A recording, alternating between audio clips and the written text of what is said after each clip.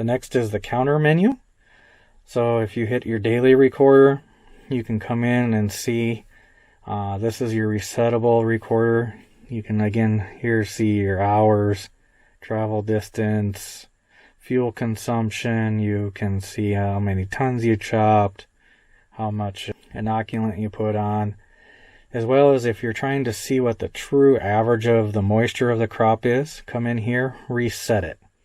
And this is where we recommend you then to go chop a load and then come in here, and then you can see your average moisture and your average dry matter, and that is a pretty good indication of what that truck averaged.